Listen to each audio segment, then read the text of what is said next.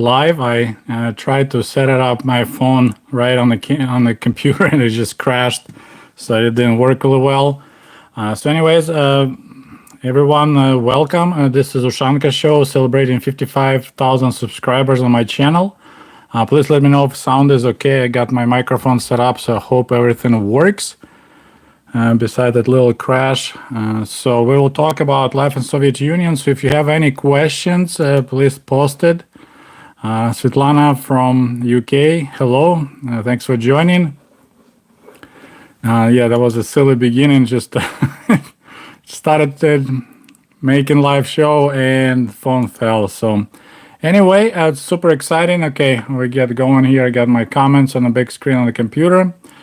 So if you guys have any questions, let me know. Okay, sound is good. Good. We got.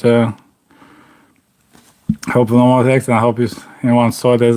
I think I crashed pretty quick and recovered. So only a couple of people joined. So thank you for joining. Today is Saturday, so it's a pretty good day to do live show. I said I wanted to have a phone right on the computer so you could kind of my eyes and matching the screens, but it didn't work, but we'll just get the best out of it. So anyway, thanks for joining. First interesting comment from Aaron. I'm a Jew that does not do manual labor. Well, in modern society, you can probably find a shovel that has a little motor, a little engine, because like that Soviet joke goes, where have you ever seen a Jew with the shovel, right? Have you seen a shovel with the engine? Yes, but have you seen a Jew with a shovel? That was one of those rude jokes. Yeah, I know you were kidding, but thanks. So, okay, see if what was the worst Soviet food ever invented? Well, it's a personal preference. For example, what I hated the most when I lived there, it wasn't really Soviet food. It was so-called холодец. And холодец, yeah, it's about best we can do. Холодец is pretty much you boil like meat with bones, and then you add kind of like, what is that stuff that you make it like a jelly? Use the same stuff to when you make a strawberry jelly, and then you put it in the fridge. And you add spices, pepper, and so there's like this jello, but it's a meat flavored jello and has a pieces of meat, maybe potatoes, called холодец. And I thought that was the most disgusting thing ever because I don't like generally this kind of like this blue stuff in your mouth, like semi-liquid. So I mean, it maybe sounds nice, and холодец was popular. That's kind of if you have any meat leftovers, you utilize for that. But this is the one I think I hated the most. Then I always liked soup and borscht. We ate a lot of it, but we couldn't buy broth. So usually you boil meat for a couple of hours, because I was telling you many times in Soviet Union, they did not raise cattle for beef. We didn't have that at all. The only beef you would get will be like old milk cows that got retired and they get slaughtered. And that meat was really rough, so you need to boil it for a while. So that's my mom's will be beginning of the making a soup or borscht. She will boil that meat for a couple of hours. Then she will, add potatoes. So that boiled meat, I hated that a lot. So there was always, I'll try to scoop that and give it to my dad. But of course, when you visit someone, then you don't want to act like you're a spoiled child. So that was always a challenge for me to choke on that boiled meat. Oh, I hate it so much. Pedro Diaz asking, Привет, as someone who grew up in Central America, what were taught about Latin America and opinion of Soviets on Mexico, Cuba? Well, I already made a lot of videos, several videos about Cuba.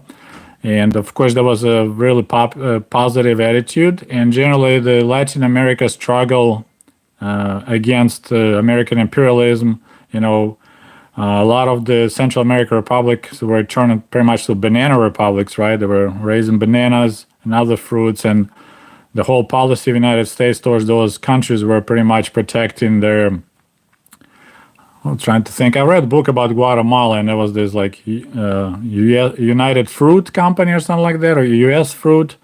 and then they were just protecting its interests. So we, of course, felt bad for it. And of course, if you think it's not Latin America, or Central America, but like Chile, that military coup, that was a big deal in Soviet Union because there was a socialist government elected, and then military with the help of CIA overthrown.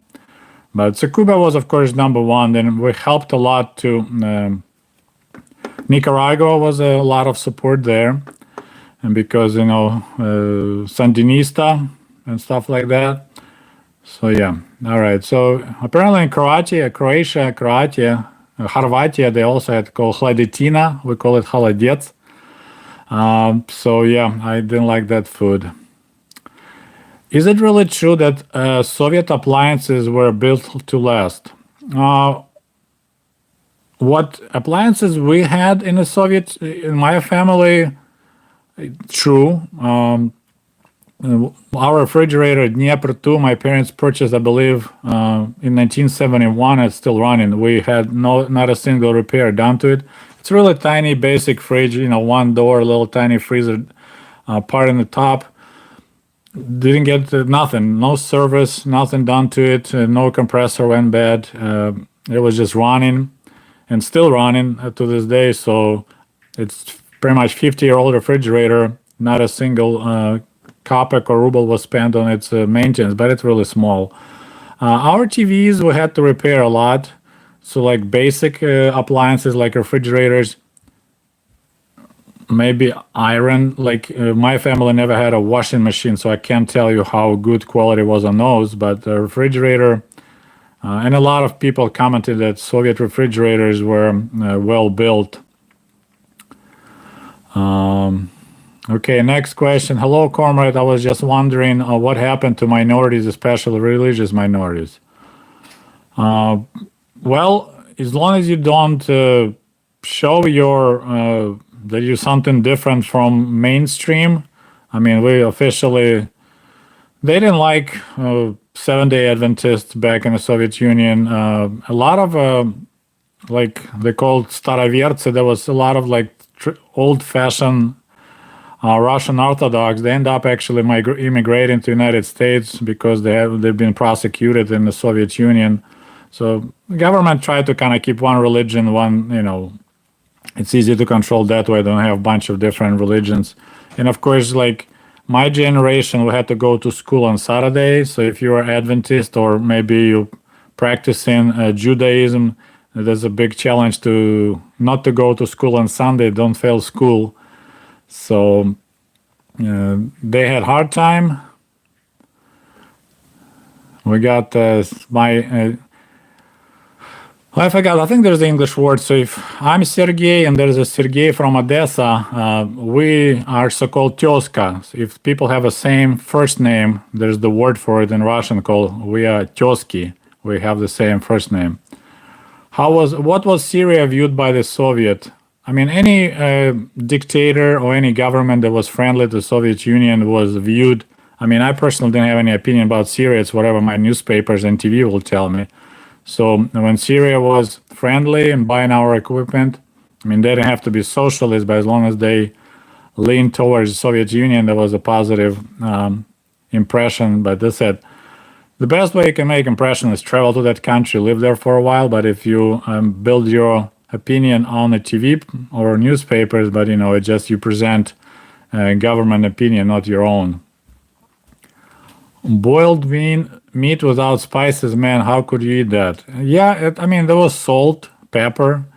I mean, if you're starving, you'll eat anything. But yeah, it's especially if it's old cow meat, it's really not that delicious. It's just not good. If the Soviet Union was still around, that's one of the most popular questions ever. If the Soviet Union was still around, do you think Putin would be Soviet premier right now? Honestly, I don't know. It's quite possible. I mean, there is the reason why he was picked by Yeltsin. Putin never was elected in the beginning. Yeltsin pretty much like, okay, I'm too old, so here you go. You can run Russia as long as you sign the paper, promise me that you won't prosecute me or my family. and because we got a little money made on the side while we were running or ruining Russia. I honestly don't know. The whole, if you look at biography of Putin, he was never like impressive. He was always like a helper to some big guy. So I don't know. Okay, we have a first donation from a long story short. Thank you so much for your donation. And the question is, were gulags only for political prisoners? Do you have family or friends who were sent there, and stories? Well, first of all, and it's kind of to make a long story short, I'm getting quite annoyed when people say gulags. You know, it's like say, I don't know, like FBI's, or have you ever been arrested by CIA's? Gulag was one. There was never gulags. This is kind of like people made that word into common word. Gulag is actually abbreviation. Это государственное управление лагерей. It's a state management of the camps. So there's one gulag, and he had the system of camps, and it covered, you know, most of the territory of Soviet Union, especially Far East and stuff. So make sure this is like, I don't know, for me it's like scraping on chalkboard. I'm getting irritated.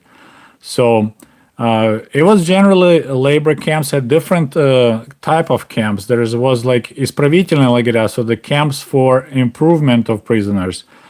But no, they had both criminals and they had political prisoners, and they were usually maybe kept in a separate barrack. Sometimes they'll mix them up. And actually, Soviet government was treating criminals way better than political prisoners. So if you want to learn more about it, first of all, Solzhenitsyn, Archipelago Gulago, it's a must read. It's really heavy read. It's not like a entertaining story. He actually was just kind of researching that topic. I mean, he spent a lot of years in one of those camps. So if you want to get the feel of that, you need to read Archipelago Gulago, or at least, and it's translated to English, One Day in Life of Ivan Denisovich. So if you Google One Day Solzhenitsyn, that's actually more like a story, and it's an amazing book. It's a book that just shows one day in the life of the prisoner in a Gulag camp. I strongly recommend to anyone who is interested in this topic. I don't have any family or friends because I was the last train of the Soviet Union. Gulag camp system was created in 30s, and it was shut down after Khrushchev became the Soviet leader. So you're talking pretty much Stalin era. That's what the Gulag camp system existed, and it's one when close to 1 million people or even more were located there. So definitely, I would recommend One Day in Life of Ivan Denisovich by Solzhenitsyn. And he tells you how they interact, like political prisoners interact with criminals. And this is, it's what amazing, because for criminals, it's like tossing carp in a swamp, right? They're good in it. They already been in that before in the prisons. They know the rules. They know how to game the system. And then you got former professors, teachers, singers, actors, getting into prison, and then they interact with criminals. And of course, there's a lot of abuse, beat up, taking their stuff. So it's really amazing to read how you can, when you take someone from the cream of the society, I guess I can say that, you take a professor of chemistry, a professor of history, and you drop him down to that level, to labor camp, pretty much prison, and he interacts with the criminals who have like no education. They maybe were homeless children, started stealing, started killing, whatever, and then how they work together. It's amazing. And I don't think it's possible to translate to English, but there is a couple guys, they made a book. They were a linguist, like a scientists or professors of languages, Russian language, they were so amazed with the criminal Russian language. They created like encyclopedia, a book of all the words, slang, criminal slang, and it's amazing because for them it was like totally new culture. They never knew they existed.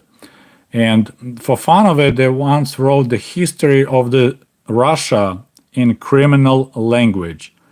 And unfortunately, it's impossible to translate to English, but it's amazing how you just, all this, criminal language, how to apply it to the historical events, quite amazing. All right, we have one of my favorite viewers, Svetlana from UK. That's the lady that sent me Kiev 19 camera. Unfortunately, I didn't have a chance to bring it up to show it off again, but I got some other items I want to show you guys while we're here.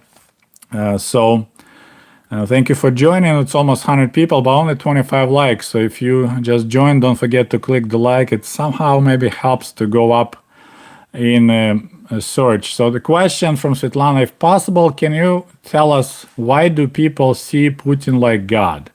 I personally don't know what is the hype about that man. There's several angles about it. There's a group of former Soviets. They pretty much upset that Russia now is not as world power.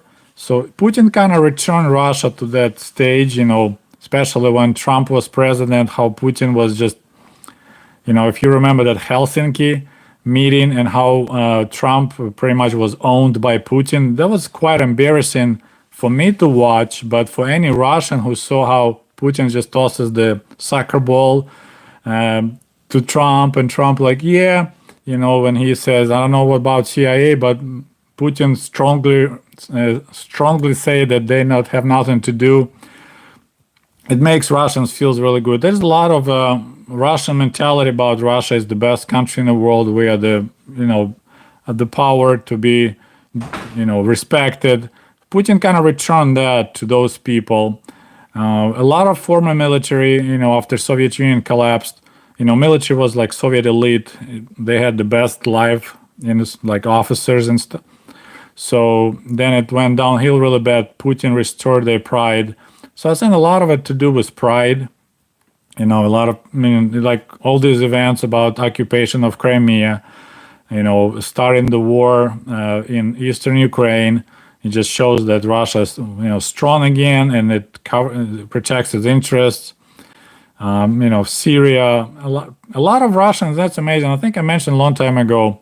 I watched some documentary about Russia, and this correspondent guy, they write in on it. So there's open trailer that tractor pulls. So they go from the little village to town to do shopping. So this dirt road that cars can't pass, only tractor can, because it's just horrible muddy. And this teacher, old guy, discusses, and he's so proud what Russia did in Syria.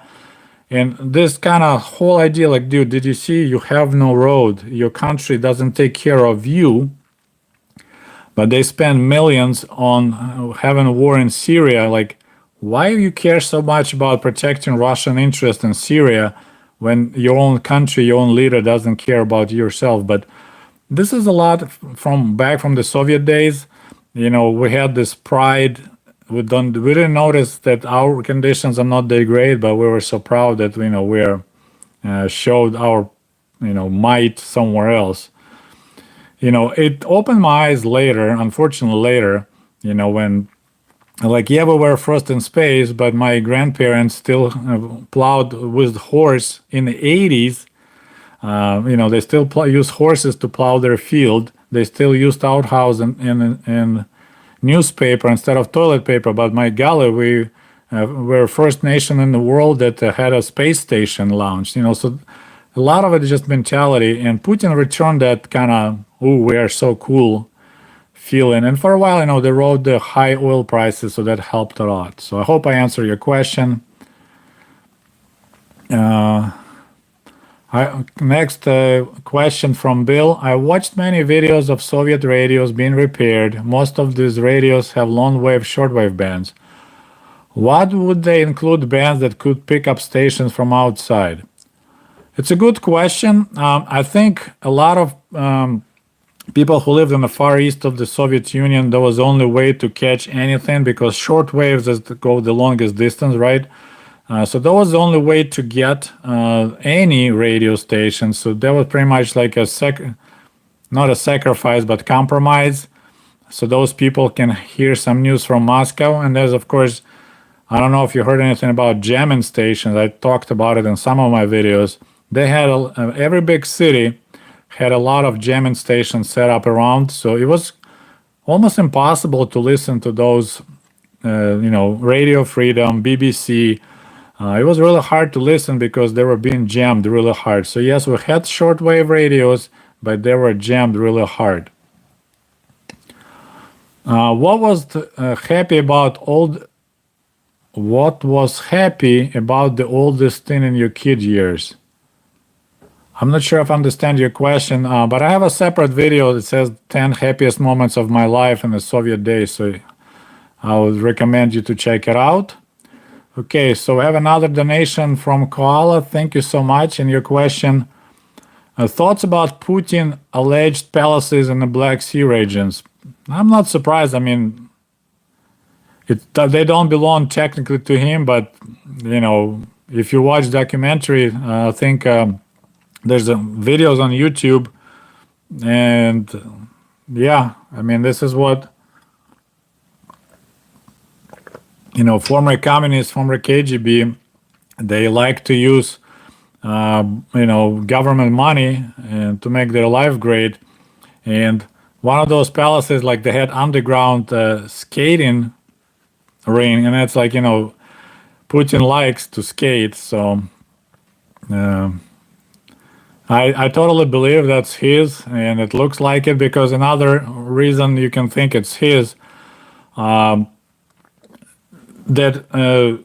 the sea is protected, like government protects it with patrols. So there's some important person lives in that palace. If border patrols, that says like no fly zone, no boat zone, you can't even fish there. So definitely it's his. There's no other reason why they will protect that area. There was a question and donation, I believe from Australia, Andriano Ramos. Thank you so much. It says, how many times have you watched Kavkazskaya Plenitsa? So that's that Caucasian prisoner comedy. It's on YouTube. If somebody don't know what I'm talking about, not many times. I think I watched it 2 or 3 times when I was a kid, and I just watched it recently just to refresh my memory. Did I watch that? I think it was the one. It was just, it's weird when you didn't see something for, I don't know, like 30 years, and to see it again, I found it extremely interesting, and a lot of jokes not funny anymore. A lot of them actually funny. So maybe 4 times total in my 50 years. I wasn't like watching it over and over again. But the girl in that show, Kavkazskaya Plenitsa, yeah, she was my type, that's for sure. Okay, we're moving along.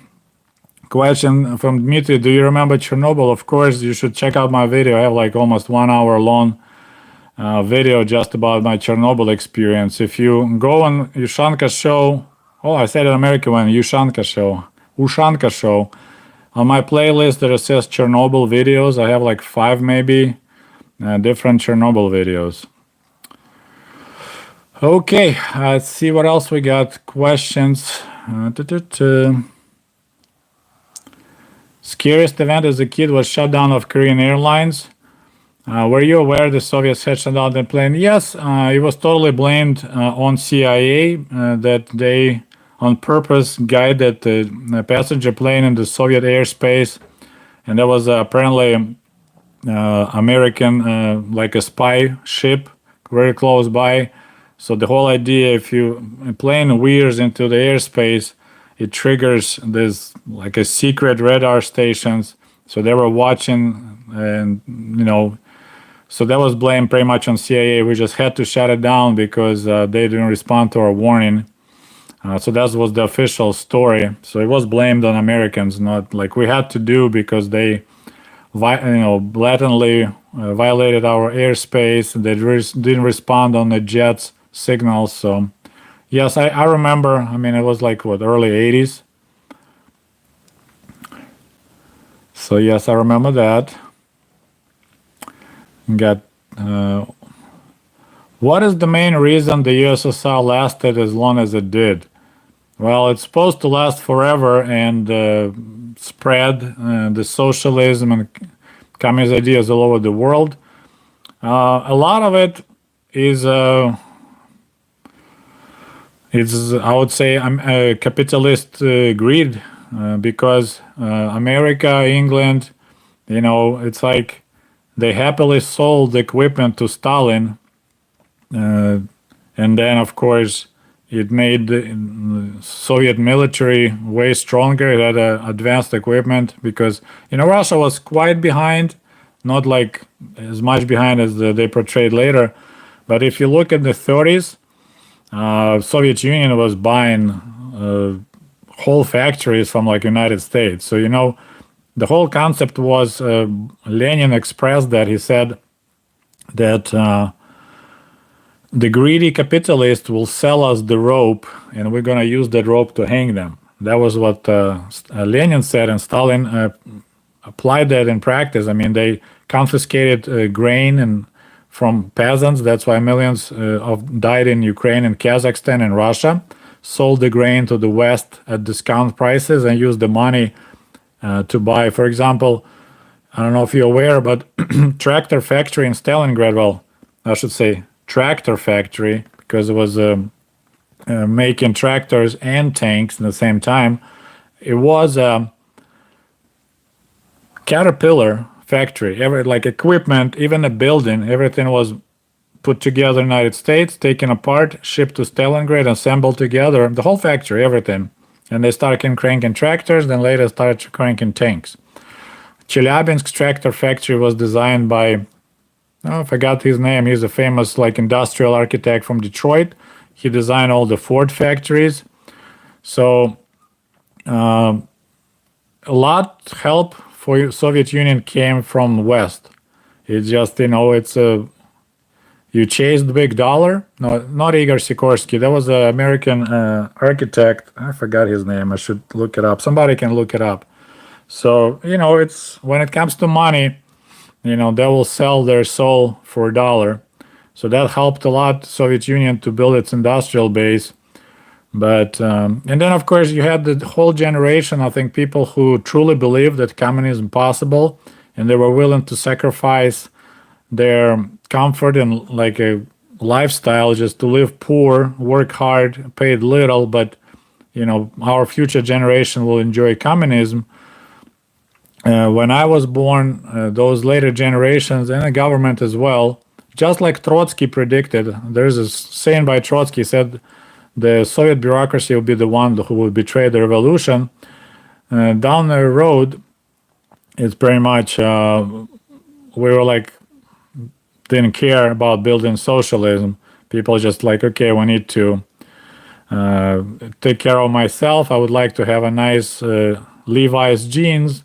And what can I do it, to get it? So a lot of it is just, you had an initial momentum and then it slowly kind of, because, in theory, Marxism, Leninism, socialism, in theory, it sounds fantastic. Like I keep on saying socialism is ideal system for ideal people.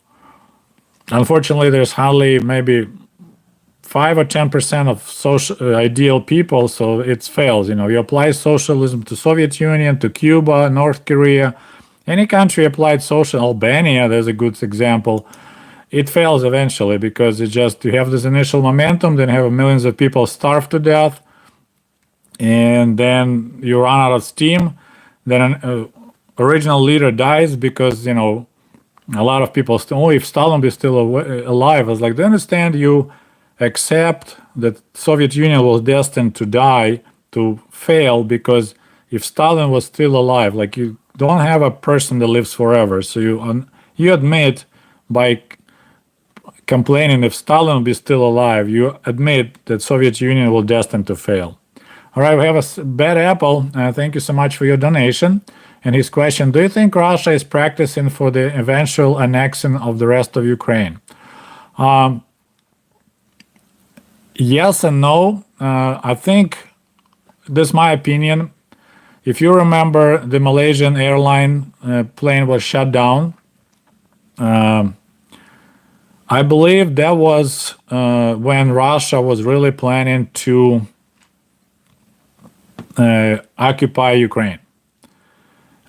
Because I don't know how much you know about the situation. So Russians brought in their Buk anti-aircraft system in eastern Ukraine, secretly, of course, but it's tracked. I mean, right now there's a in the Netherlands there is a what is it called? Anyways, there's a the trial going on, and it's pretty much yes, it's Russia did it. They tracked all the way how they got into Ukraine. Yeah. So what happened? The plan was, and this is the theory. We don't know yet for sure, but it's only what makes sense.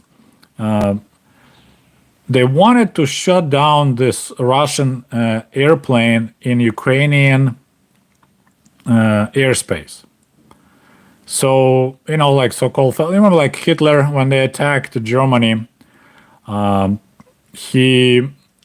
had some German like criminals dressed in the Polish uniforms, and supposedly they attacked Germans, so Germany had to attack Poland.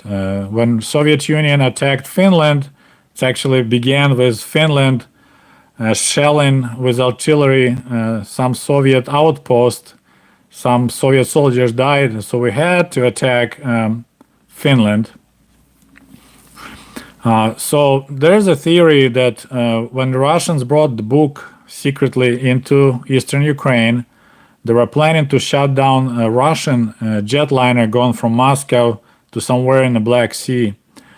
But since they were not local people, they were Russian crew, there's two villages that have exactly the same name. And the jets have a specific corridors, right? So they fly specific paths.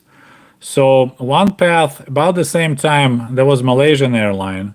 One path was Russian airline, about the same time. So if you go to one Snezhny, I believe that was the name of the village, Snezhny, you will be in the Russian jet corridor. But they went to run Snezhny, so they went in the Malaysian airline corridor picture they shut down Russian jet, they blame it on Ukraine, and they say, okay, we can't do this. They killed innocent Russian people. So there is a theory going on. It's not Kasha of Mayegalovia. That's what kind of explains why they shut down. Because, official theory that they were trying to shut down Ukrainian military transport like AN-24 or something, but those don't fly at 10,000 meters, so there is no way they would confuse AN-24 with a Boeing jetliner that flies way higher. So they were going for a high altitude passenger jet, but they were in the wrong village.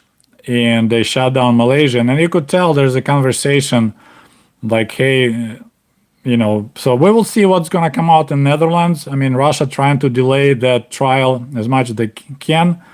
But they already know there was a Russian Buk. They tracked it all the way, how it came in, how it came out. So that's what one of the theories. So yeah, I think Russia was ready. Putin was ready to go full occupation of Ukraine under pretext that Ukrainians shut down our Russian jet. It didn't work, and that's why they all look so confused. And then, of course, they started coming up with all these theories. The first, there was originally Russians said that it was a Ukrainian jet that shot down a Malaysian jet. But that Su-25, I think, jet can't even fly that high and can't even launch the missile that high. So then later that was like they keep on going to different excuses. They went down all the way. Yes, it was Buk, but it wasn't our Buk. It was a Ukrainian Buk. But originally, Russians claimed there was a Ukrainian Su-25 jet. And then they had the Spanish dispatch. There's just so many lies they pile up. So you could tell, like Ukraine right away said, hey, that was a Russian Buk. And Russia already had the 5 different excuses. So, somebody is lying. All right, let's see. We got some other questions I need to answer. So as I said, I can't really, but for me, that's what makes sense. So we'll find out.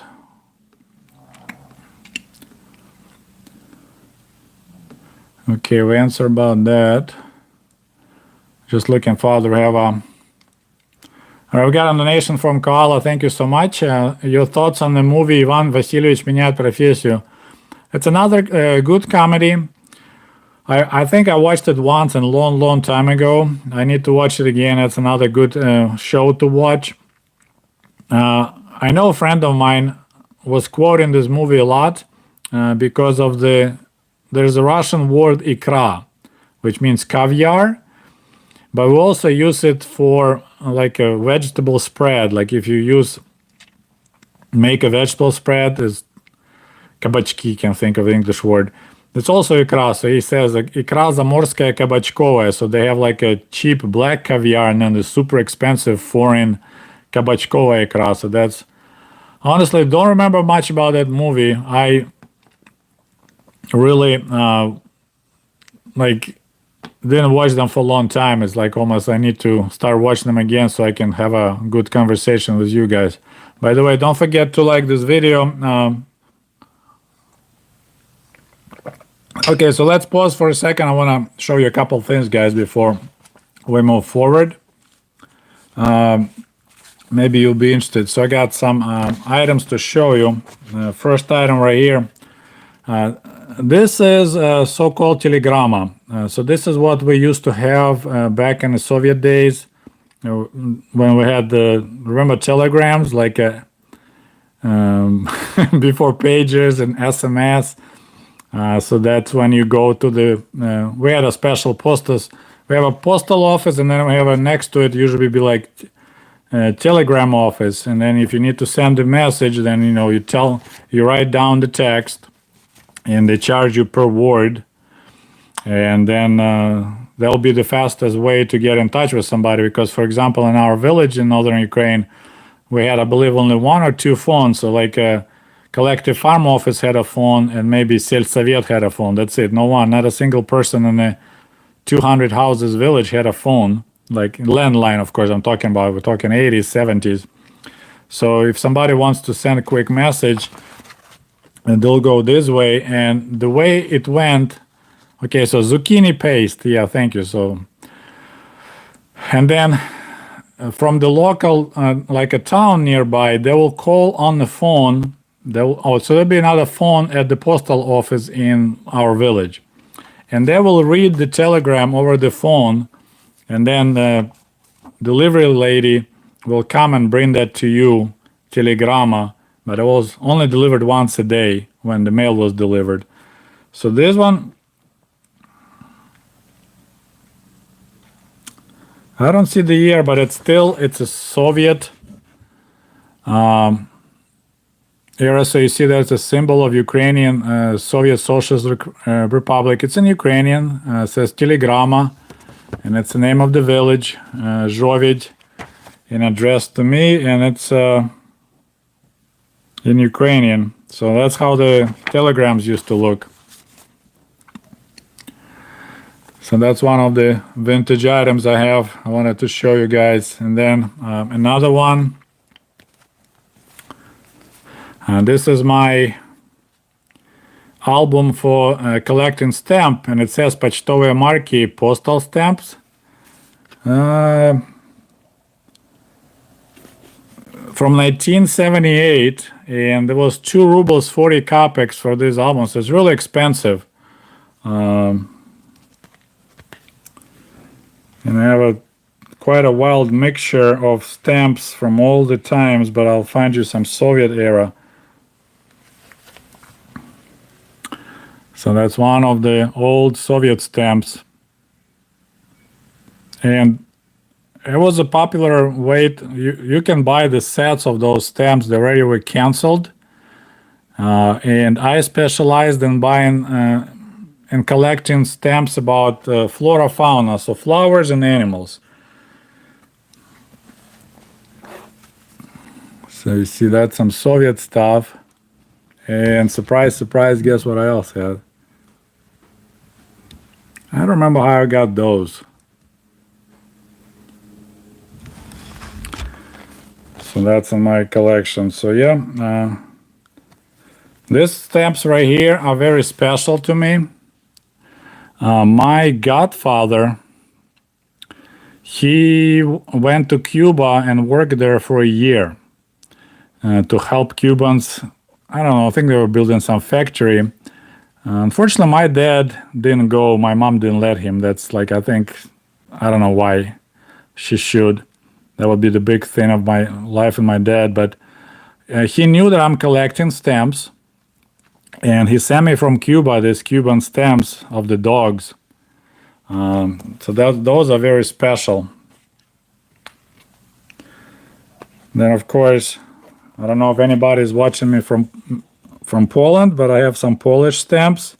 I always liked Polish stamps. I think they were really cool, like really good, attractive stamps. Anybody from Soviet Union will recognize national animal of the USSR. We didn't have a national animal of the USSR, but for some reason everybody decided that's a bear. Well, I guess Ruski Medved, yeah, I would say it's a national animal.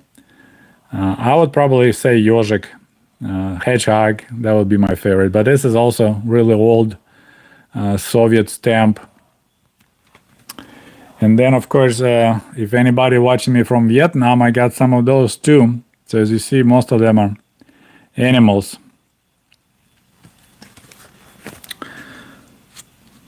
Let's see what else I can. Oh, yeah.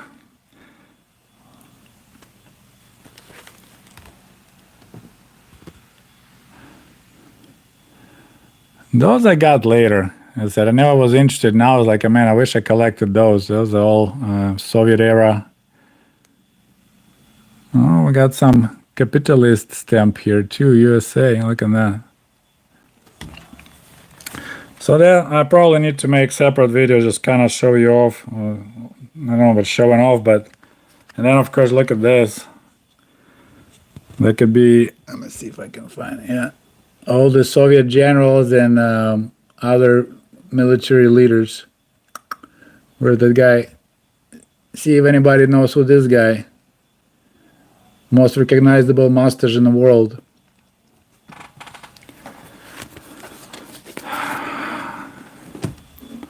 All right, so there's another question from Aaron, the Jewish humorist who said he doesn't like manual labor, but I don't think you're a real Jewish person because you donated money and asked the question. Jewish people don't pay money, they just ask questions. Remember that joke? When a little kid approaches a Jewish guy, is it true that a Jewish person always answer with question to the question, and a Jewish guy, who told you that? So it's not racism. I make jokes about Ukrainians all the time too, and I'm Ukrainian, so it's just part of the culture. If you want to know about Soviet Union, I have to tell you everything, including a lot of this pretty raw humor about Jewish people. So he's asking, can you ask the guy that does your video? So I have a Bogdan who lives in Moldova, used to be called Moldova, about life in Moldovan SSR. Oh, well, he's younger than me, so he barely remembers Soviet days. Moldova, generally, I mean, it's just like Ukraine. They somewhat, because they're so close to Romania, and I believe Romania now part of the European Union, correct me if I'm wrong, a lot of young Moldovans just moved to Romania and then from there on across the Europe. So it's poor country, and they probably would like to join NATO and the European Union, but of course, if you're familiar, Moldova got nailed by Russia a long time ago. So they were afraid that Moldova will join Romania, become a part of Romania again. So they had this small we need to protect our Russian people in Pridnestrovia. So there's a small area. They used to be part of Moldova. There had a lot of Russians. There was a big military base and huge, like a military ammunition storage. So there was a little war, just like in eastern Ukraine. There was a war in eastern Moldova, and it's pretty much that's what Russia does. They kind of run the stake, and then it's like if you join EU or NATO, that territory it will never be yours. So Moldova stuck with that little part of its territory being annexed by Russia since like early 90s. Cameroon, they have some own currency, and then it came, Georgia had the same thing done to Georgia with Abkhazia. And now Ukraine has the same thing done with Crimea in eastern Ukraine. So there you see there's the same trend, same kind of strategy of Russia to keep former republics close and not to go switch the sides. So okay, so let's see what else we got to answer.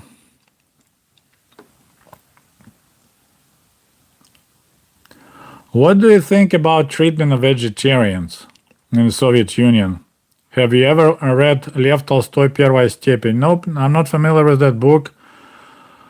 I honestly, I don't think I even knew anything about vegetarians back in the Soviet days. It definitely would be challenging because there was no really products made for vegetarians, and it will be pretty hard to get enough protein intake to supplement. So there would be a challenge to be vegetarian in the Soviet Union. But I need to find anybody who was a vegetarian and ask them that question. But oh, we got Irish Partisan join us. Greetings from Belarus. So another guy, if you're interested in life in the former Soviet republics, you can subscribe to Irish Partisan. I think his channel growing pretty good. He's in like 21,000 subscribers recently I looked. And he commented that NATO was expanded for 30 years. I totally agree with that. And I'm not sure, there's some kind of talks that when Gorbachev agreed for the Germany to reunite. There was also some kind of agreement, but I don't know if it was done on paper. There was just a handshake that will let you Germany to reunite, but you need to promise us you won't expand NATO eastward. And we know that it's actually happened a lot. Looking what happened to Ukraine, I think Baltic states did the right move. I mean, they just kind of ran to NATO as quick as they could. I mean, they already had some Soviet love back in 1940. They probably didn't want history to repeat, and that's why they tried to join NATO as quick as they could. I would never believe that I'll be talking about, that Ukraine and Russia will be exchanging prisoners, of war. This is like insane what happened, but it did happen. But you see, the mistake what Ukraine did, they tried to have a cake. They wanted to have cheap oil and gas from Russia, and in the same time they wanted to have a freedom to maybe join European Union and all that stuff. There is no free lunch. If Russia provided you for years with cheap oil and gas, I mean, they lost money on that. I mean, they subsidized the Ukrainian economy for years, not because they loved us Ukrainians so much. There was just a geopolitical game like, hey, we'll pay you to stay away from NATO. So, what Ukraine should do, I mean, looking back now, like I never was supporting like, hey, Ukraine need to join NATO. But what Ukraine should do, just like Baltic states, say, hey, it's going to be tough and rough for a while because we'll have to pay world prices for oil and gas. It might would require have a major upgrade of the industries or shutting them down because they would be not profitable. A lot of Soviet factories in former Soviet factories in Ukraine. They were not efficient. They were built in 30s, 40s, 50s, and never were upgraded, so they were not efficient. And then just worked towards joining NATO and European Union before Russia became, strong and aggressive again. But Ukrainians, they tried to have it both ways, and it doesn't work. So now they pay really high price for, all those years that we enjoyed cheap gas and oil, and now like, well, we would like to join European Union. Russia like, yeah, we don't think so. We actually would like to restore historical справедливость and take Crimea back, and might as well. All those Russians, poor Russians in the eastern Ukraine, they suffer from you Nazis, so we're going to take that too. So, all this, we were electing former communists in Ukraine, and this is what Ukraine pays the price right now. Okay, let's see what else.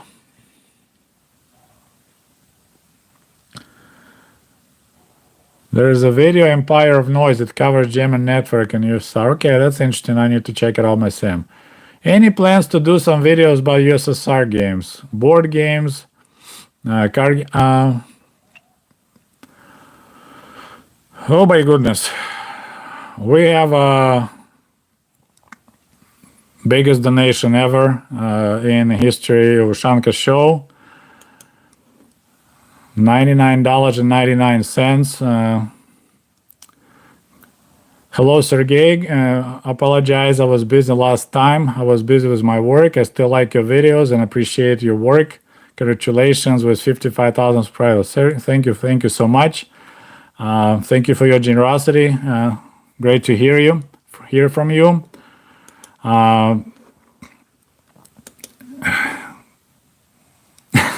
Thanks. I used to smuggle vodka to Poland, and they paid me $20 for 3 days to cross the border with Poland and carry these heavy bags. So sometimes I'm looking back and I was like, oh my goodness.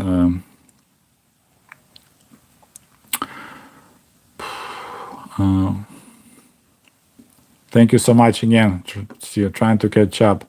With many people speculating that U.S. will turn communist, will you give a rundown on this, somewhat true or not? Well, first of all, when people saying that like Democratic Party is socialist or communist, and communism to the United States, probably it's a good idea to look up what communism is, what socialism is, because there's nothing close to, it sounds similar, like social programs and socialism. But, like a firefighter's social program, you don't pay for their service only when the fire in your house. You pay every month in your tax state, like property taxes. So those guys are ready to go. So a lot of it, but I see concern, but as more poor and desperate people you have in the country, as more those socialist and communist ideas are becoming attractive. It's kind of when Marx's theory starts showing that it kind of makes sense, is as more desperate people that not satisfied with current system, United States has a lot of problem, like if you watched all this like taxation, right? So like Bezos and Elon Musk and other super rich people, they found ways not to pay any taxes because they have all their money in stock market and they borrow money against stock. So technically they don't have any income. So then Donald Trump is a separate story how he dodges all his taxes. But for me, paying taxes, it's like, if I like the movie, you need to pay the ticket to get in the theater, right? A lot of these rich people, they like using the back door. They enjoy the same movie, and they enjoy it even more than me, and then they don't pay for the ticket. I don't call myself American patriot. I don't hug a flag. I don't have tears in my eyes when the American anthem is playing, but I pay taxes. I think I'm getting a fair deal, that I pay taxes, and then if I call 911, cops will be here in less than 5 minutes. Firefighters will be here. One time I had my car. I like my car, dumbass. And I was about to call, service to come and unlock my car. And my wife like, hey, you can just call local cops. And I was like, why? They're like, they will unlock your car free of charge. I couldn't believe it. So I called, not 911, but just the local police office here. And like, hey, she's like, yeah, he'll be in here in about an hour if you don't mind to wait. Sure enough, a guy showed up half an hour later. She checked my ID to made sure that car is mine. Unlocked my car. We had a nice chat, and I was like, this is why I pay taxes. This is what I totally cool. I mean, it hurts to see how much money going, and I don't support wars, so I know billions of dollars being wasted in Afghanistan and Iraq. That pisses me off. It'd be nice to have there's a minimum tax that covers expenses of actually running the country, and then should be like, if you support war in Afghanistan, please put how many percentage of your tax you're willing to pay, or if you support, your president wanting to set up a democracy in Iraq, please add 5% to your tax. Then it'll be more proper. I want to say thank you to Niklas Venstrom, SEK. I wonder if that's a South Korea maybe, for your donation. Thank you so much. Appreciate it. And also we have a Tony. Thank you for your donation. Do you think US and Russia will go to war over the Ukraine? No, absolutely not. Main reason is, there's two main reasons. First of all, Russia has nuclear weapons, so you can't go to war with nuclear power. I mean, you can do a little bumping and pushing each other, right? But not hot war. Secondly, and I was telling in a lot of my, because I have a Russian language YouTube channel. It's not doing that hot. It's about 30,000 subscribers. I also, one of the problem with my work on YouTube, a lot of people, I don't satisfy their emotions. A lot of people go and they want to watch something that matches their opinion. They don't want facts. They want something that smells right. So if they hate capitalism, and they want some load of hate from former Soviet. If they hate socialism, they want a boatload of hate. And I'm just, that's a Swedish krona. Thank you. I wish I knew how to say thank you in Swedish, but I appreciate it. Thank you so much. I just tell you my experiences, and a lot of people, I post in those hate comments, and I'm getting hit hard from the left, and I'm getting hit hard from the right, because people you should hate capitalism. You lived in the Soviet Union, or you should hate socialism. And I just tell them how it is, and it's unfortunately doesn't matter. People just want emotions. They want whatever, just as long as you share my hate, and it feels I don't provide that comfort zone. But back to your question. So I told my opinion about when first problem started with Russia way back. Maidan 2013, 2014. I said, do not count on America to come and help, because there is no oil, no gas in Ukraine.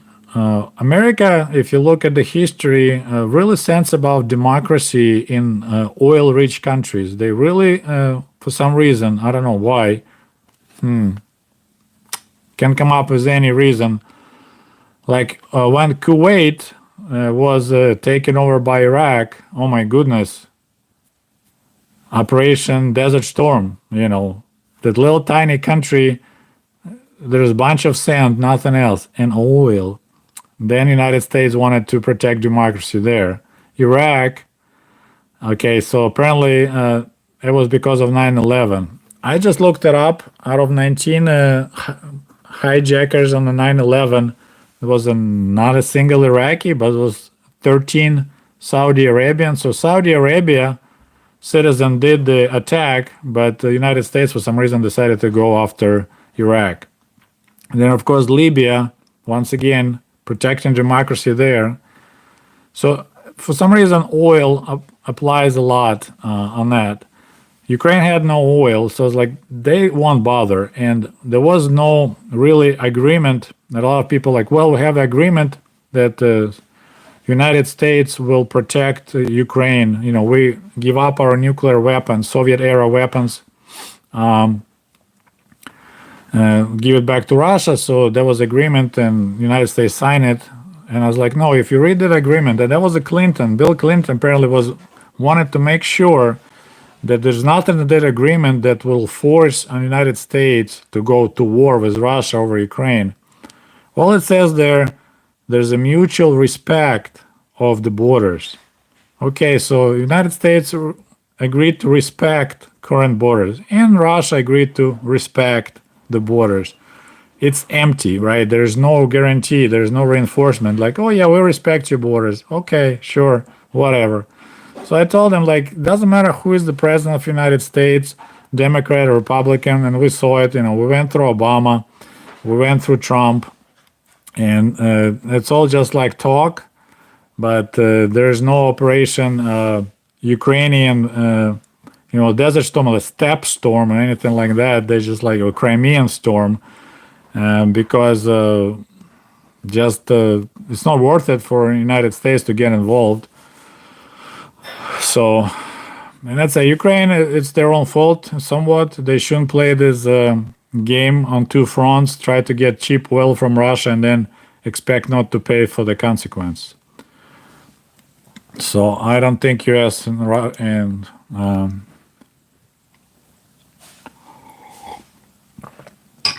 all right.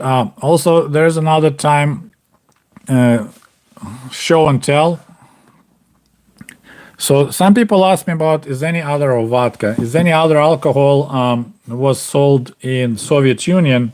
I have a bottle. So this is I believe it came from Hungary. No, it's not. It made by Badel Zagreb. Zagreb is not Hungary. So this is Yugoslavia back then, right? Correct me if I'm wrong. So it's a Badel Vermouth, yeah, produce of Yugoslavia. So that's what we also had for sale in the Soviet Union. We kept this bottle, but actually this is homemade wine in there. I made this wine back in 1990. That was my very first attempt to make homemade wine. It didn't go really well, but I didn't have a setup. I just had fabric, so it turned out to be quite sour. I ended up adding a bunch of sugar and alcohol to make it taste better, but it still sits since 1990 in this bottle.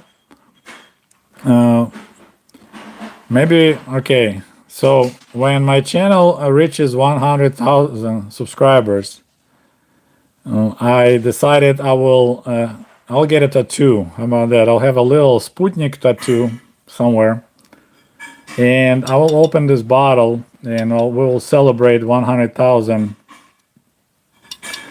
subscribers. But yeah, so this is Sid's homemade Sergei wine from 1990. So that's what? How many years? It's final year before Soviet Union went bye-bye. So that's another item I still have here, bought from Ukraine. Try some Moldovan wine. Thanks for. There's a 2,000 double use donation. Not sure where that's from. I'm familiar with Moldavian wine.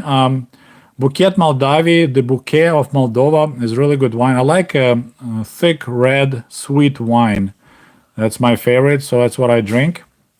So that's what I like. What do you think about defector propagandists like Yeonmi Park? I have no idea about her. Actually, I failed to answer a question about board games, card games. It's actually a good topic. I never thought about it. But I have my chess set I brought from back here from the Soviet days. So I want to show that one. And yeah, it's a good topic. I'll add to my list, which is a very long list.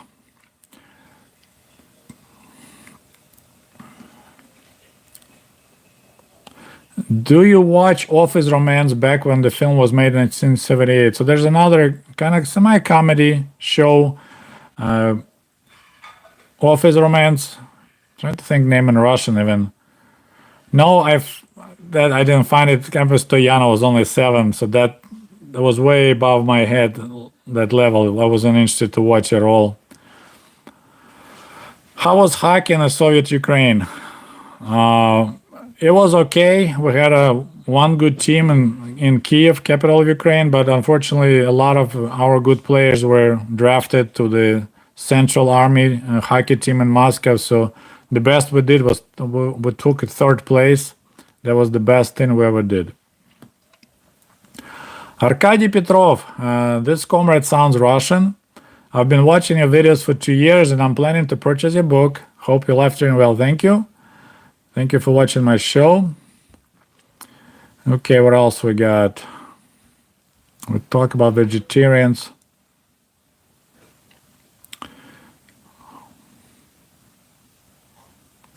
Do you know about Bhopal genocide by USA in India? If you're talking about that factory, United Carbide factory that exploded, we heard about it. That was really bad.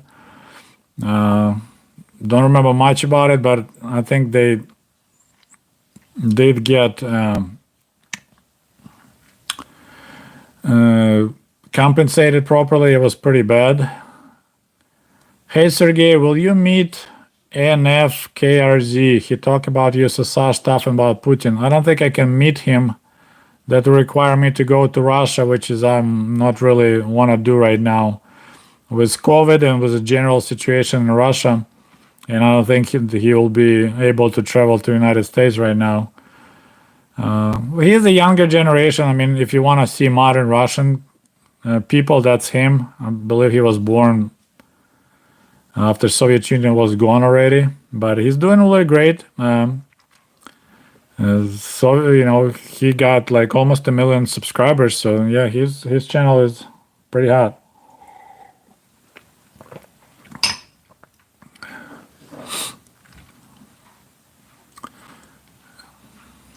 Okay, what else? Did USSR kill religious people because they were communist? I don't know about killing religious people, but some people probably went to prison or went to labor camps for refusing to work on Saturdays or Sundays, something like that. Have you thought about doing video about Soviet court and prison system? There's some topics that's kind of way above my pay grade. I mean, it's pretty much I need to do research. I can do like little snippets, maybe from those unclassified KGB reports about different, like uprising in prisons. But whole prison system, that's like a really heavy lifting. I'm still working through this little stuff that I'm familiar personally with. Thank God I never got into the prison system in the Soviet Union, and I would like to keep it that way. Soviet court, kind of similar situation. I said I never had to deal. I only got in trouble with police, with militia only once in my life when I was in school. That's when I started hating Soviet militia after that experience. They treated us really poorly. And that was a minor incident right in school. But the guy was really, real douchebag or asshole. Sorry, my not proper. Hey, we got over 100 likes and over 100 people watching. Thank you. So we can carry on. My wife just left. She said she's gonna go run errands. So if you want me to continue, just like this live, we're gonna try to make it live. Okay, we got a donation from AB and his comment: media love Biden, then 180 on him when he leaves Afghanistan. When Soviets left Afghanistan, were there power factions in USSR reacting, contradicting similar way to leadership? No, I believe what I remember, we're talking about 1989.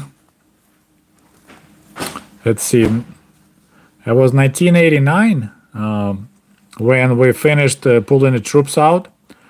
So that's when, as I said, my generation got lucky. We started getting drafted in 1989 because I was born in 1971. But because perestroika allowed some like truth about war in Afghanistan, how ugly it was, and people were fed up. So like on the level of population, everyone was ready for that war to be over, and we didn't really have this like in America and have this left and right. Who can't tell you like what would be to compare. I mean, there were some people who were, let's say, anti-Soviet. They wanted, of course, out of Afghanistan because it's a classic example of, we occupied another country, and the regular folk, they just said it's a useless, pointless war. We don't want our children being killed there. So the whole country was ready for it. And kudos to Gorbachev. No one actually was, I don't remember any articles like, praising Gorbachev for that decision. But, military always hate to admit we lost or we didn't win. So I bet you there was a lot of resistance probably on the military side. I don't know. I didn't research that topic from that angle. But generally, everyone was happy that we left, and media were just covering. The coverage was like pretty much like mission accomplished. We saved Afghanistan from being taken over by Americans. We prevented them from setting up military base in Afghanistan and put the Persian nuclear missiles right on our borders. So it was pretty much the whole country were supporting. Of course, mass media was still owned by the state, so there was no criticism whatsoever. I mean, everyone felt, like, yeah, we wasted so much resources. And, back in the Soviet days, whenever we're talking like, Soviet taxpayers lost billions, there was always like, yeah, it's government money. But of course, it's hard to imagine how much it was the cost in rubles of that war, and it could improve some kind of lives in Soviet Union. So I don't know generally about media love Biden, but it's definitely a lot of support for endless wars, and it goes through the media. People who own media, they getting money from companies that make money on war products, and they put advertising. Like sometimes I see advertising for Boeing. It's like, why would you advertise on TV? I don't buy Boeing airplane. I can't buy your drone, to fly over other countries. So like their advertising is pretty much like this bribe. Hey, say good stuff about war and I'll buy advertising on your channel. And we'll just say that we're a great company building products here in America. It's like those advertising, you show consumers something they can't consume. I see it as a bribe. So I personally hardcore anti-war, and I'm happy that Biden pulled out. Let's say that you could say he way too old to even to pull out, but he managed to do it, and he's,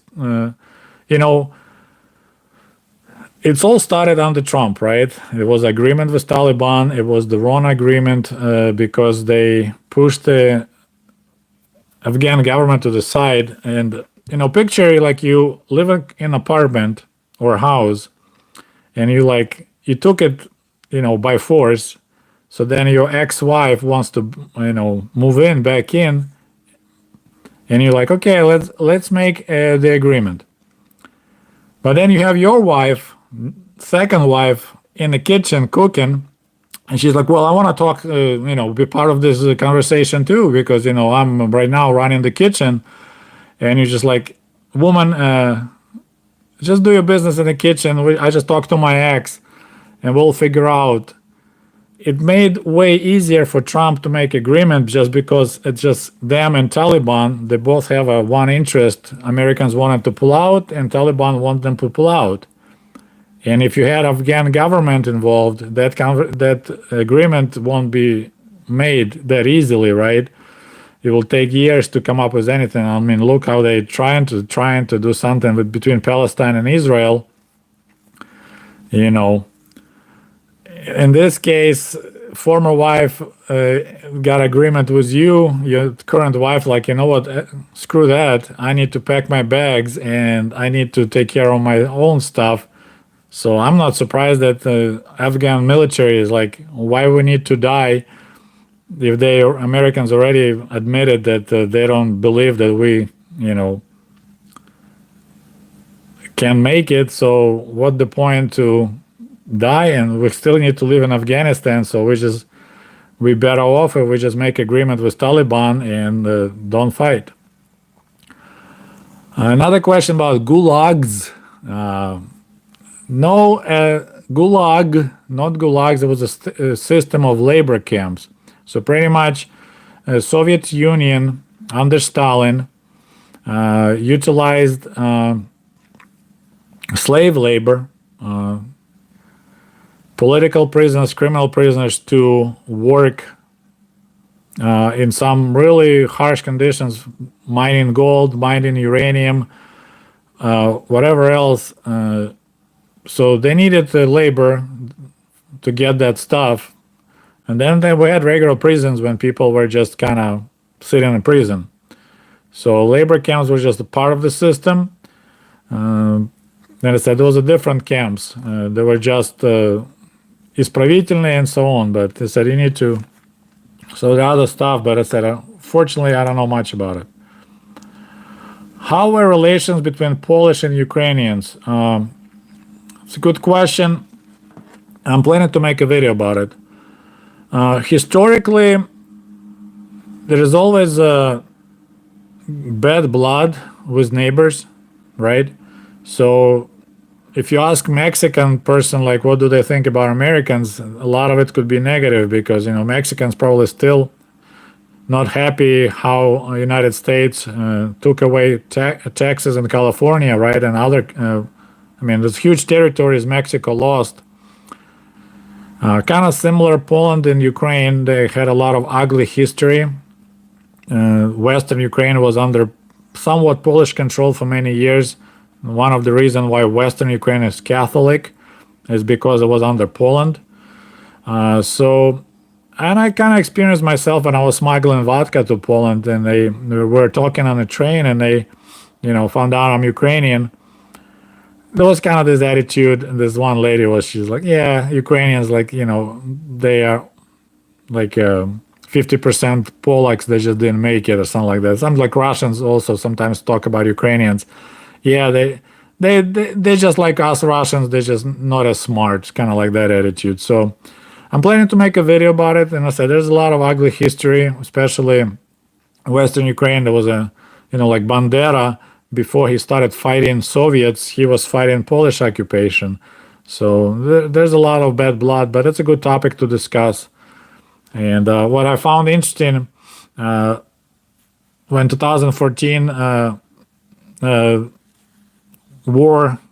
civil war began in eastern Ukraine, one of the guys, Russian government, well, not the government, I guess he's in government, Zhirinovsky.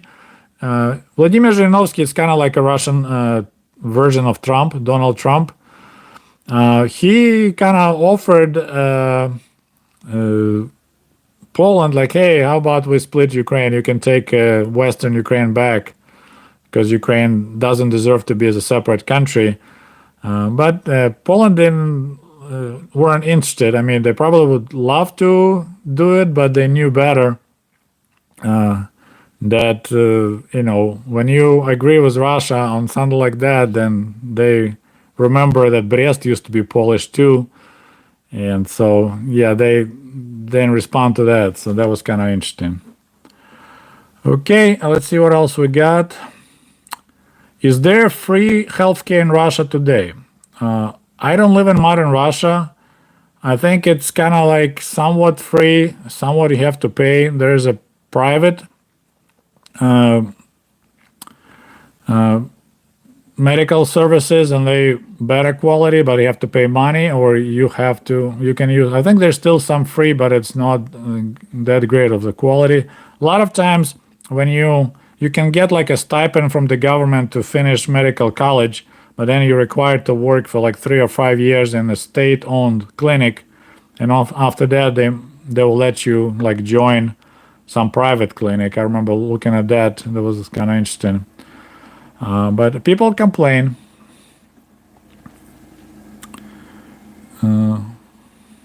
Okay, next question. Was Muslim a thing in the Soviet Union? And have you ever seen a Muslim in your hometown in Ukraine? So I lived in Kiev, Ukraine. One kid in my school, in my class, was Armenian. Musulman. I don't think, well, Armenians usually not Muslims. They're usually like Christian. If people were Muslim, they didn't like, you couldn't tell them. They were dressed like everybody else. I don't know if we had mosque back in the Soviet days. I'm not sure. I believe they have now. So yeah, if you see somebody on the street, I mean, we had people in bazaars from Georgia, also kind of Christian, I think. Azerbaijan, I mean, you could tell by their faces that they are from those republics, but I couldn't tell they're Muslim or not.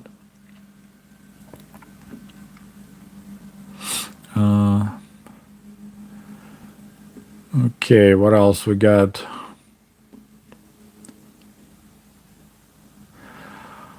Ashley Carrier added a comment that Austin Company of Cleveland built a car factory in Nizhny Novgorod. I thought it was Ford, but that's, a lot. Basically, the whole industry was built with foreign equipment. I mean, Soviet Union didn't have anything, so it's impossible overnight to develop equipment. Build all those tools. So easiest way, of course, to purchase it. And I said the West was more than happy to provide that for the money. Another question, when did you last watch Kinsadza? I don't know if I ever watched that movie. I knew kind of barely idea it's a desert and spaceship. I need to watch it again. I don't think I ever watched it full.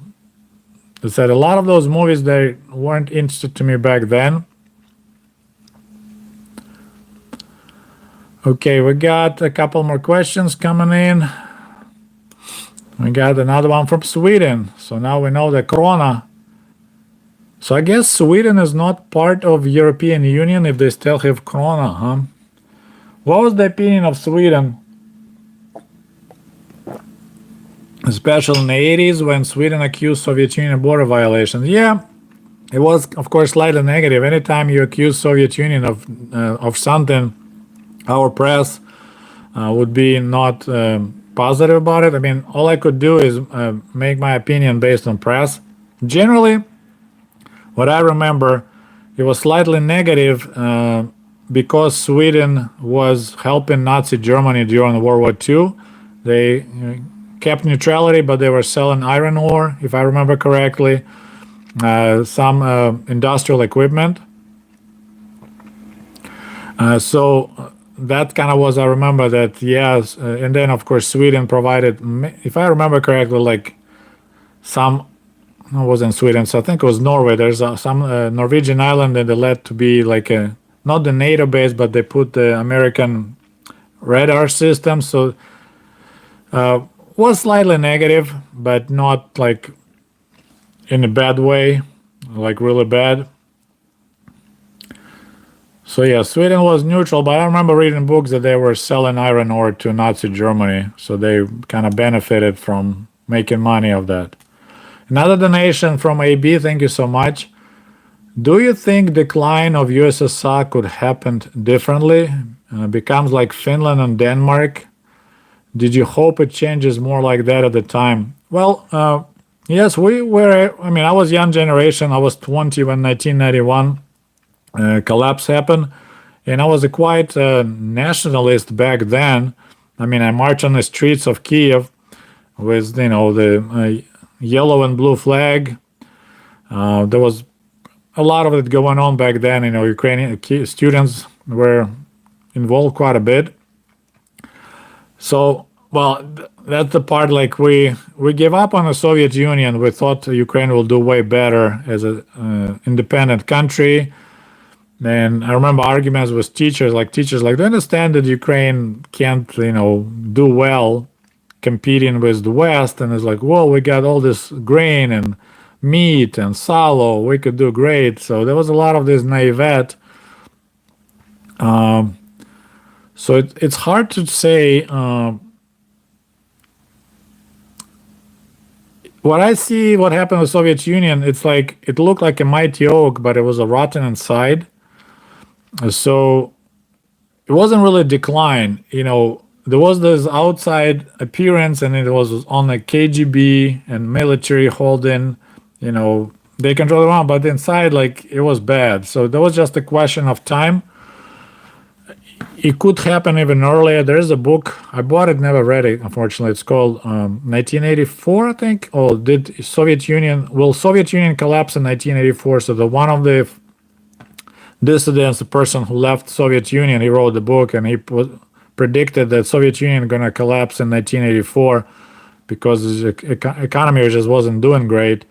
But then, of course, oil prices went up, and that I think kind of gave some life to the Soviet economy.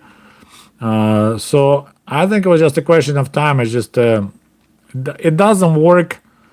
Central economy works on the big projects, but it doesn't satisfy everyday needs of people. And sooner or later, Soviet people get tired of that, and that's what happened, I think. So I don't think it would happen any differently. I mean, China somewhat learned our lesson, right? Soviet Union lesson, and they didn't wait till they come to that way. Because if you look at China, they repeated our steps one after one. They did similar collectivization in China. Millions of people starved to death. So when they stick with hardcore socialist principles, it just you get ineffective manufacturing, ineffective agriculture, and Soviet Union had to spend so much money buying grain from Canada and United States, and now Russia sells more wheat than any other country in the world, and that's without Ukraine. So it tells me something like collective farms disappeared, and now Russia is producing way more wheat than we ever could in the mighty Soviet Union. So that was just. I think if the Khrushchev reforms would go differently, but Khrushchev he was like the last real communist, in my understanding. I know a lot of people think he betrayed communist ideas, but he was trying to okay, this stuff doesn't work. Let's see if we can tweak the system. But, it's a system. Like Chinese system work, but you can't call it socialist, right? They allowed private enterprise, they allowed corporations, they just have a strict state control. So they have this hybrid system when the government promotes and helps industries to take over world markets. So they have this central economy for the capitalist society. So that made him successful now, but I don't know, long run. United States problem right now is that they don't have a long term. Like corporations only worry about next quarter and how it looks on the books. So the stock price goes up, so the CEOs can get their money. So they transfer technology to China just like they used to transfer technology to Soviet Union, just because they can make additional dollar. It's pretty wild. It's one of the. I'm not a big fan of Trump, to say at least, but I'm glad he kind of brought up this whole China situation into the light. But I don't know if it's maybe too late now, because I think Chinese economy in real numbers is way bigger now than United States. We just kind of the way we calculate. We calculate a lot of the service industry, but which is not industry, right? But industry-wise, China is way ahead of United States or any other country in the world and became manufacturing hub. So they figure out how to work it. I mean, look at the high-speed train system in China and look at the high-speed system in the United States. Pathetic. We don't have any. But we had $2.2 trillion to spend on Afghanistan. So yeah, I think Soviet Union was doomed.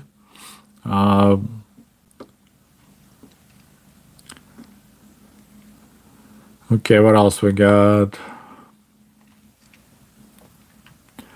Ukrainian politicians are West puppies. I mean, you have to be someone puppies if you don't have your natural resources.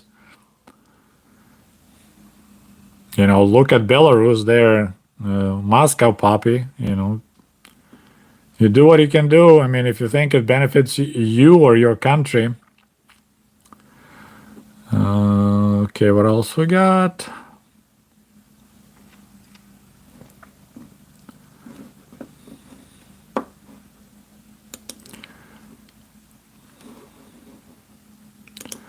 I'm trying to see if I missed anybody's else question. Let me jump on the bottom. Okay.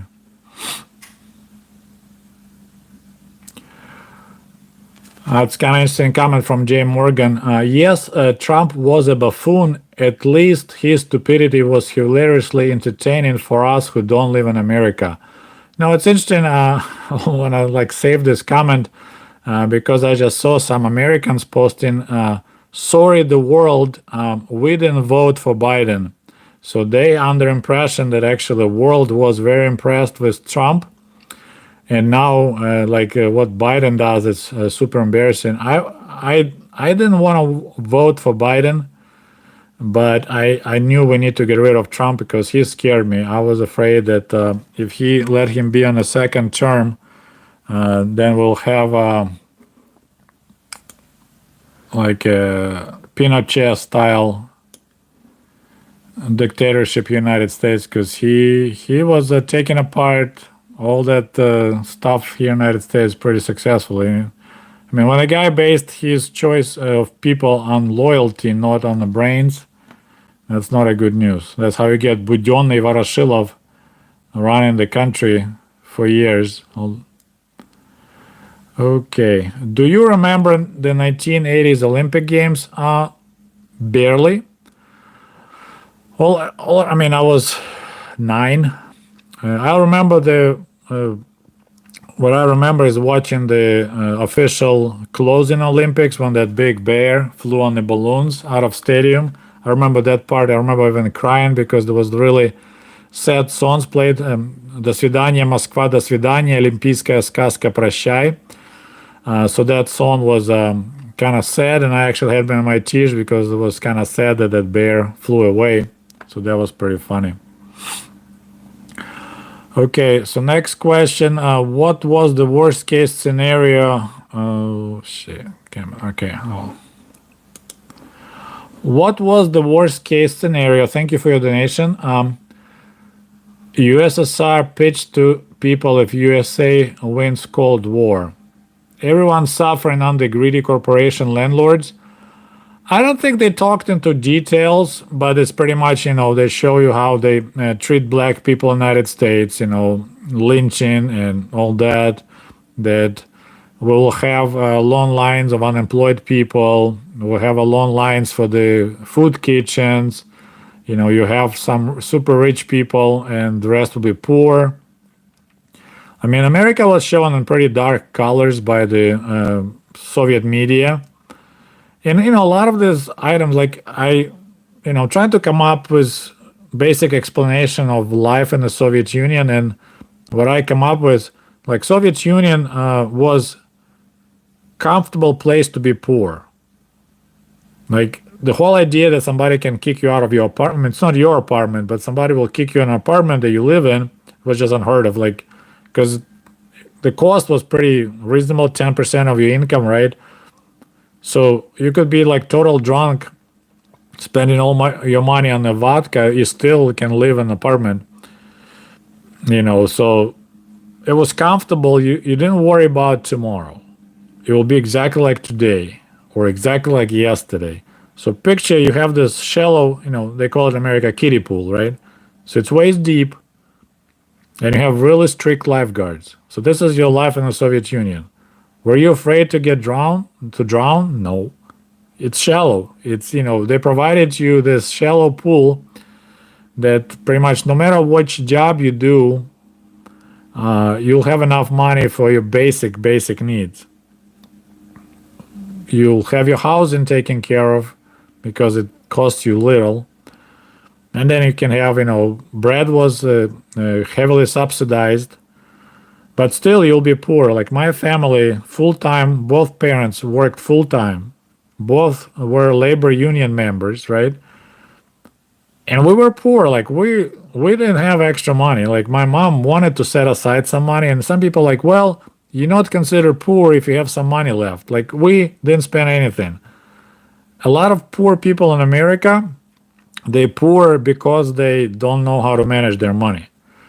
You know, if you want to go and try this experiment, go to your kitchen sink, turn the water on just a little bit, like barely trickle, do a little bit, and keep your hands super tight, fingers super tight.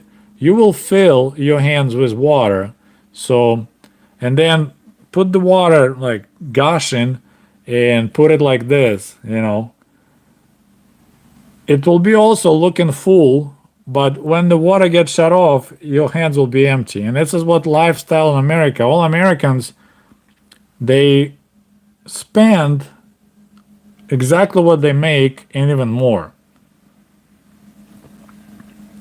So, as long as the water gushing, a lot of rich Americans doing great or middle class, they lease brand new cars, they live in a nice house, they travel, and it's like, oh, you got raised, let's get a better house, a bigger house. Oh, you got raised, let's get a BMW instead of Chevy. So I see a lot of Americans live like, we call them strikaza, like dragonfly, or babochka, butterfly. They don't think about tomorrow. Like savings rate is super low. When I lived in America, I didn't like when I stayed in America in 1998. I worked at the farm for $5 an hour. Then I met my wife on a blind date, and some people know that story. And 6 months later, we decided to get married. So my wife lived in America all her life. It was my fourth time I came. I worked in an exchange program, then I worked at the minimum wage, $5 an hour in Michigan, picking apples. So guess what? I had $3,000 saved working for $5 an hour. Was my life comfortable here in America? No. I lived on a loft in the market. If you read my book, American Diaries 1995, this is the beginning of American adventures. This is the first time I came to the United States. I went home after working at summer camp for $110 a week. So I don't know what that translates to hours. I was a photography specialist for $110 a week. Then I found job at the farm. So there's the guy who speaks, barely. I spoke some English, but when I asked the farmer if he needs any help, I actually had to ask a friend of mine, like, hey, how do you ask Americans about work? What do I say? Can I work for you? Sounds stupid. So he said, no, just ask him, do you need any help? I'm like, okay, it sounds kind of silly. If you think about the whole question, like, do you need any help? Like, he I don't know. So I asked Herb, we're in the car, we're picking fruits, and then we're driving a pickup truck back to the farm, to the market with peaches or whatever we had in the truck. And I was like, got brave because I was nervous, it's a big deal. I was making $20 a month as an engineer. Yeah, if you guys can block that webcam person, please. So if you, let's see if I can do it. If you can, I got it. Okay, so I got him. So if you can, lost train of- and the Herb answers, I think so.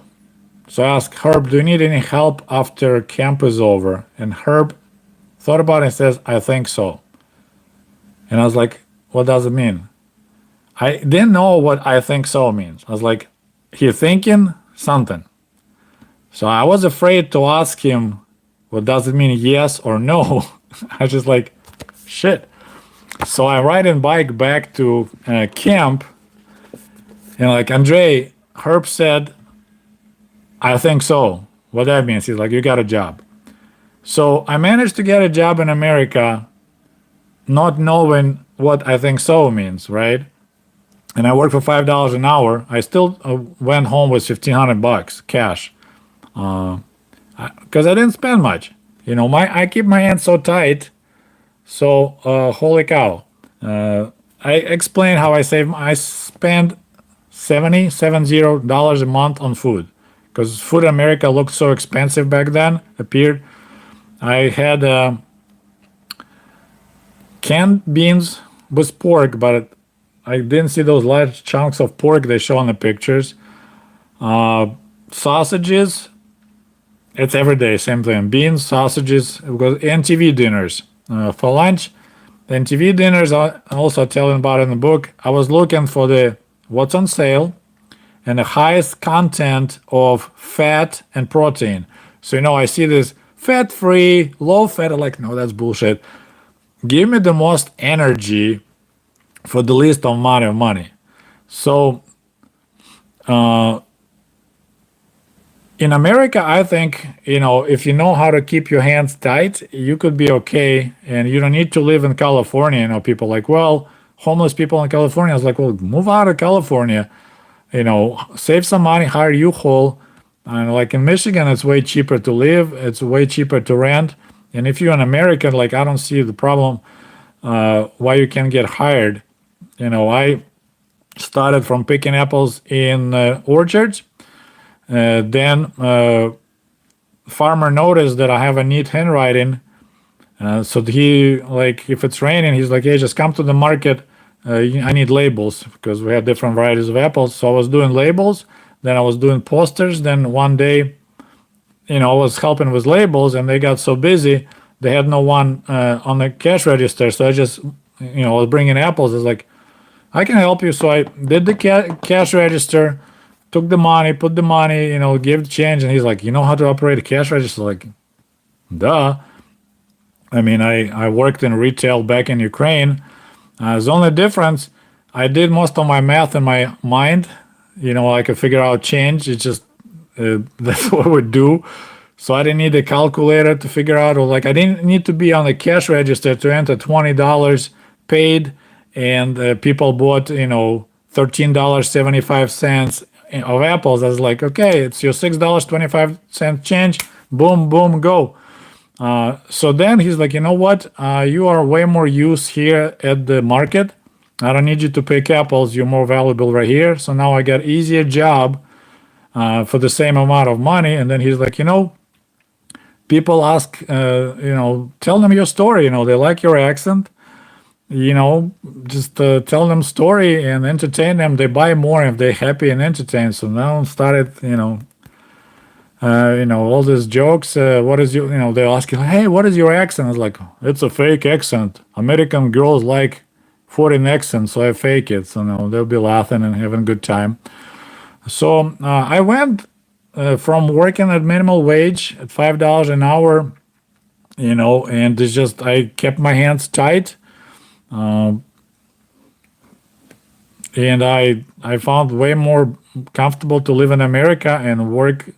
I never worked that hard in my life like work here, but you know, I know people that complain that they don't have money, and they next day are like, hey, there's a job, there's a semi truck coming, we need to unload. When I used to help with moving, and the guy's like, no, I just having coffee, you know, I just woke up. I was like, you can make $100 right now, you know, working for 3-4 hours. You just said you have no money. yeah, that's okay. So I'm going and I'm making that money, and the person who complained has no money. You know, so a lot of it is just attitude.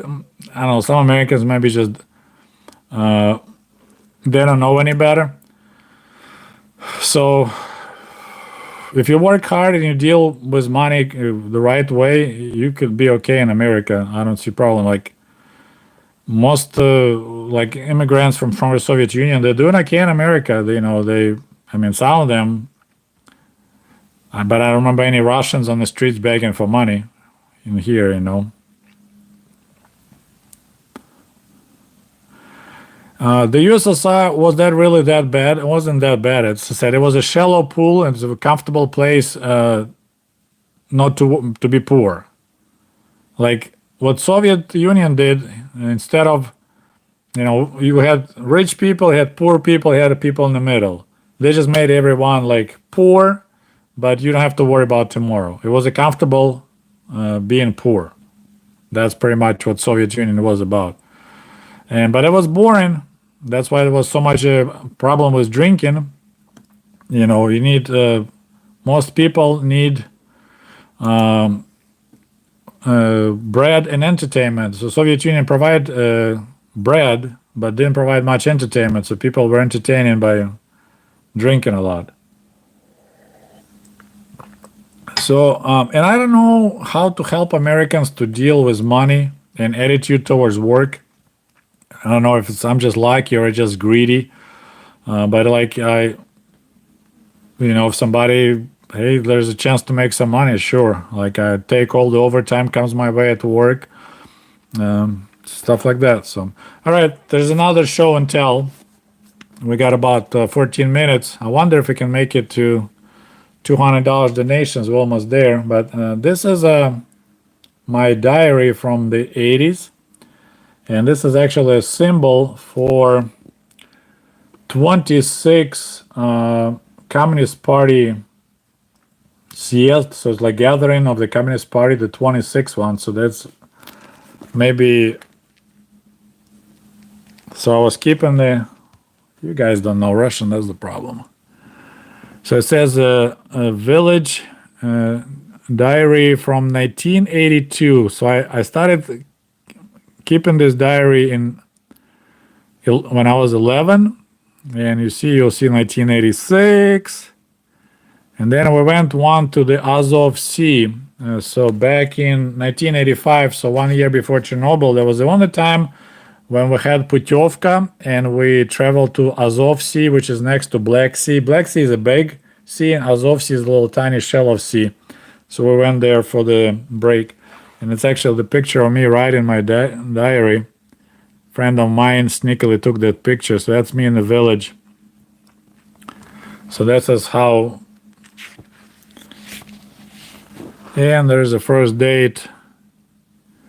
I went to, that's June 1st. Yeah, 1982. And that's my handwriting.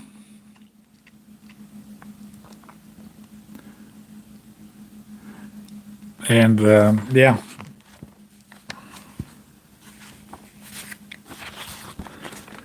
And it goes all the way. This whole thing is full. A lot of it's just silly things, but sometimes I find some like, oh, cool, that's kind of fun. And then later on, so around 1989, I started adding some illustrations. So this is the word August. August is the Russian word for August. So I was coming out with a different way to show Russian letters. So you have A as a house, V as the sunglasses, G as a snake, or no, it's a G as a goose. So that's the neck of the goose. U, August, U. So that's the heavy metal fingers. Little worm is S, and something on the screen is T. So every page I would come up with a different way of making letters. So here you got August again. Got trees and boobs. Hope it's not boobs. I think it's maybe like a diving mask and two glasses. Let's call it that. So yeah. And then I was doing also some illustrations. Like we had lunch. So been eating food, and if a person has glasses, that's me. Hey, so thank you again, Comrade AB, one of my generous supporters. So he has a question. Did Soviet system discourage people from working hard, or was it all more individual personality? Some people work hard, some don't, regardless. They didn't discourage on purpose, but they didn't award hard labor with like the whole idea like it's a capitalist way to award successful people with money. So they award you with like different badges and other, and we had these jokes, поработал дурачок, получи себе значок. So you worked a lot and get this little badges award. So I mentioned that before. It's similar to what they call in American sports playing down. If you play a team that's way worse than you, your team eventually will start playing worse too. And then playing up, of course, if you play a better team, then you play better. So the whole Soviet, like you go to the factory and you gun ho, you want to assemble bikes, right? And you work hard all month long. You're killing it. You made 100 bikes. You get paid 100 rubles. A guy next to you was working half-ass, assembled 50 bikes, and he got paid the same. And down the line the same. So eventually you're like, why am I killing myself? Having short breaks, don't go take smoke breaks, and I'm making 100 rubles. This guy next to me does half-ass job, makes exactly the same money. So eventually, no matter how hard you like to work, it's just killing you because you're like, I see no point to work hard and do a good job and get paid same amount as people that don't do a good job. So it's killing your initiative to work good, right? So no initiative. That's why people own their own businesses. They work 7 days a week because they work for themselves. They get awarded, they make more money. And when you have this system, when doesn't matter how hard you work, you're getting paid the same, it's killing productivity. And that's what, only for a while you can do it. Then he's like, okay, screw it. I don't want to work. What did you learn about other countries in school in the Ussr? Not much. We learned some geography, but it wasn't that I will remember anything specifics. And then we're part of the history. We know war with Germany, war with Japan, so there'll be some mentioning, but it wasn't much in detail. So let's see, we got about 8 more minutes. I will hold off because I'm losing my voice. See if we can do 150 likes. If you didn't like this stream yet, please do. So, somebody mentioned I describe union job in the United States. As union can be a good thing and a bad thing. If it's labor union has too much power, it becomes like a mafia, and you twist too much arm and you take over. But at the same time, if you have a big corporation on an individual level, you can affect a corporation and its decisions. Like you can't force them to buy you safety shoes. The corporation buy yourself. They might require you to have safety shoes, but they don't want to pay for it. And union, if you have a union, if it's a part of the job, you have to buy us shoes. So there's always should be a middle that works for both sides, but unfortunately, it always goes to one side or the other side. Wow, somebody 4 a.m. in Australia. Wow, I appreciate your dedication. This right now we have about 2 p.m. here in the United States.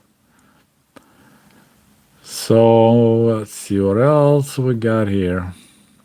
Well, I guess channel becomes more popular if we have some webcam people trying to talk people into go and watch some naked girls. So that's impressive. Okay, what else? We got another question. Was there much of social shame element? Oh, yes.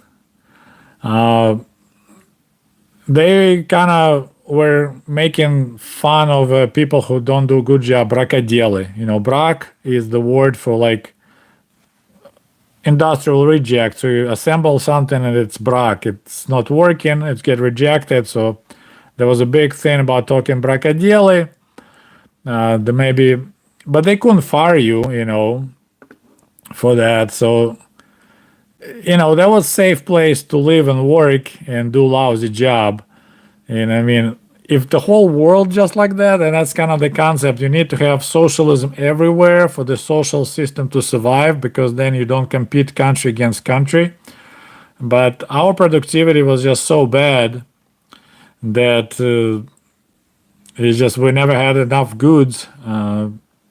And of course, it all depends on the government. If Soviet government decided that quality toilet paper more important than space program, that we probably would have a lot of good quality paper. But the government decided we need to spend money to send people to space and build space station. And I love space exploration, but okay, I have people in my country, 99% people out in the country using outhouses, and then we should send space probe to Mars. What's more important, do indoor plumbing for your people or send space probe to Mars? It's like NASA right now. Yes, they have a rover on Mars, and it's so exciting. And then you have all these homeless people on the streets of California. It's like, okay, maybe you should cut down a little bit on the space program and spend more money. Well, best to cut down the military, because we're wasting so much money on the wars, and then people in America living on the streets. And it's like we launch first satellite into space before we put the factory to produce toilet paper in Soviet Union. It's all about this weird priorities. So yeah, they had a shame. A lot of it was like a caricature cartoons. They show Brakaroby, So that was and I showed, I think, was Daska Pozora. There was these two girls were fighting at some dance evening. So they were them on the board of shame. Hey, these two girls, such and such names. They were fighting and they shame to everyone. So we had a lot of it, but they didn't have like a financial like, hey, you next month you'll have only 50%. So, well, we got people from Israel. It's pretty cool. Okay, so there's one more comment. I'll be wrapping up. We gotta give the power to declare war back to Congress. The Congress is the only place that has the power to declare war, but they found a way to dodge it with all these executive orders, and they all successfully went around that thing. So I think it's actually funny thing you mentioned. I think Obama, he went to Congress, right, to authorize war in Libya, and that was amazing.